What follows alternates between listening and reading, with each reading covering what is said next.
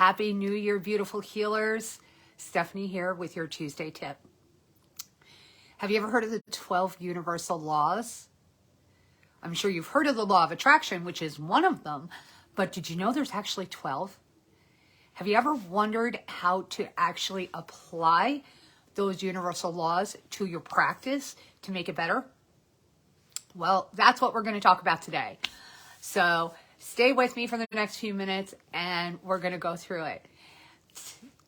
This month is January. So we're going to start with the first universal law, which is the law of divine oneness. Now, I'm going to read the summary to make sure that we're all on the same page. The first and most foundational law of the universe is the law of divine oneness, which highlights the interconnectedness of all things, period. It says that beyond our senses, every thought, action, and event is in some way connected to anything and everything else.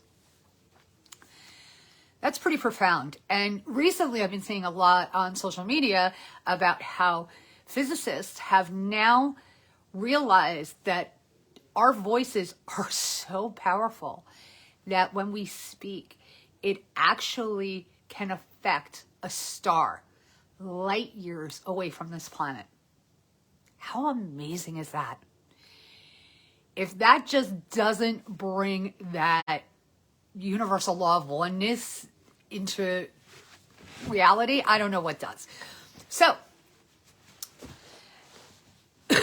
being that we are all interconnected, what we're here to do on the planet is create. So how do you bring this law of oneness into your practice? Well,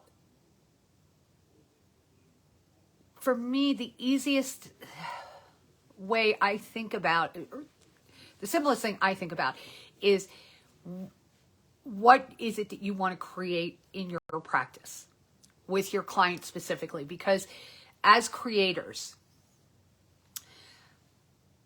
what is it that you are, what is your goal? What is your intent? And this is really about the vision for your practice. What is it that you're trying to create? Now, yesterday in Motivational Monday on Success with Stephanie, I did have a quote by Richard Branson, which I think really kind of ties this up too. And it's to follow your passions, but to do it in a way that serves others and serves yourself. So my tip for today is, with the universal law of oneness, really get clear about what it is you want to create with your practice. What is it that you want to create? Once you're clear about what it is you want to create, I want you to think about 3 things with this creation. And 1, what are you creating for your clients? What are you creating for yourself? And what are you creating globally or even universally? So how is it going to benefit your clients? How is it going to benefit you? And how is it going to benefit the world, the globe, the universe? 1 and 3 are probably pretty easy for you. As healers, we tend to put other people before we put ourselves. But it's really important to include yourself in this.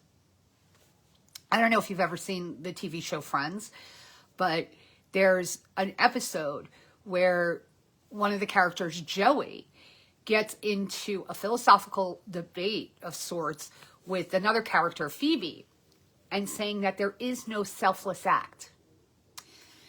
And the whole episode, she goes around trying to prove that you can do selfless acts. But it turns out that there is always a benefit to you in the end.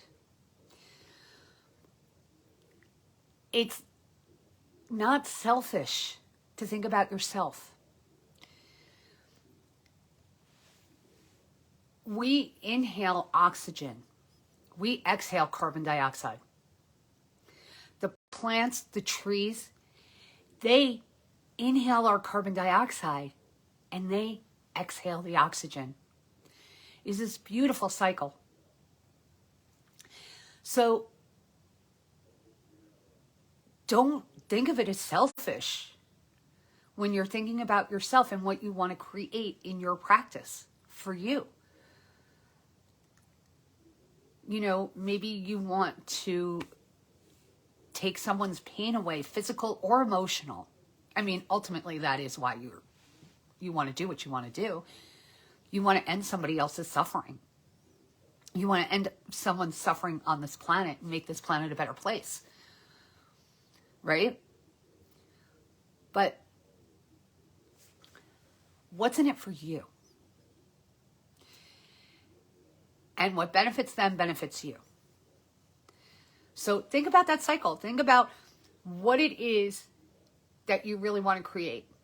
Do you want to create enough abundance of clients and finances so that you can take your practice into another location so that you could see more people? Or maybe not have that energy in your home. You have a sanctuary to go home to that's free and clear of any energies from anybody else. That's not selfish. That's self-preservation. Okay? Don't think of it as selfish. Because if you can't heal yourself, how are you going to heal anybody else? You know? Maybe it's that you just want to co-create a community of love and joy that you get to be a part of. There's nothing wrong with that.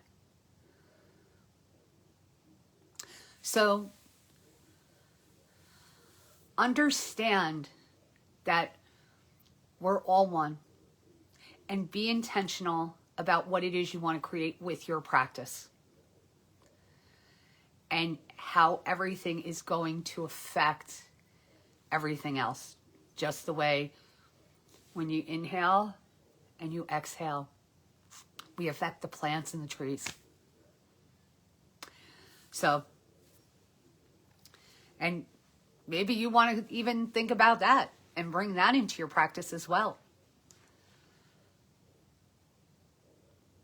That there is that beautiful cycle, and just to continue that beautiful cycle.